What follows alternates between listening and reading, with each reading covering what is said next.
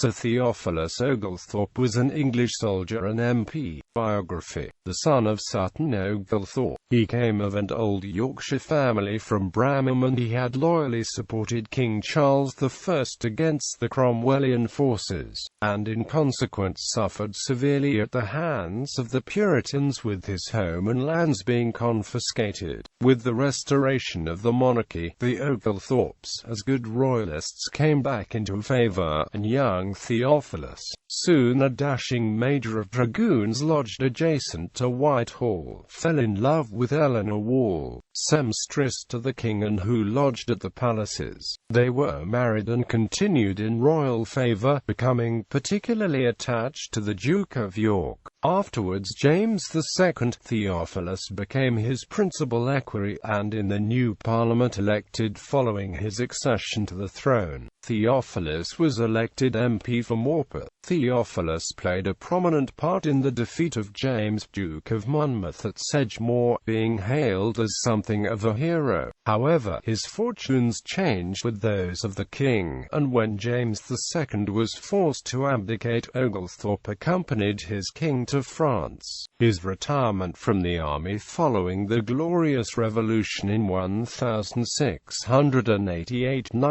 and from all other offices, officially burying himself in his new home at Westbrook, served as a cloak for the continued plotting of himself and his wife Eleanor, on behalf of the king over the water.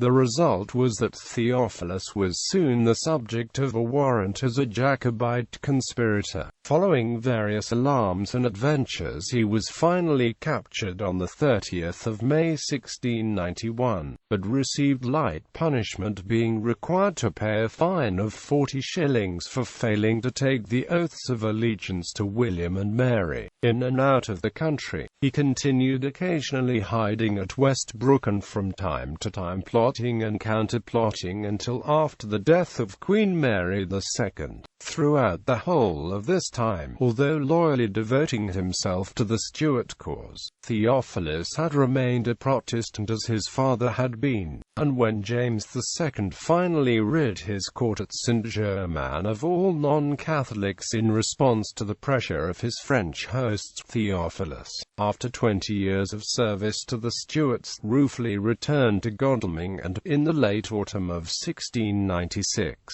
took the oath of loyalty to William III. In 1698 he was elected Member of Parliament from the Surrey borough of Haslemere. Sir Theophilus died in 1702. Family. 3 of his sons, the oldest, Louis, his second son, also called Theophilus, and a third, James, all sat subsequently for the same constituency as the father. His son, Louis Oglethorpe, who was a keen and devoted follower of Marlborough, gave up politics for the army but died of a wound in the Battle of Schellenberg in 1704.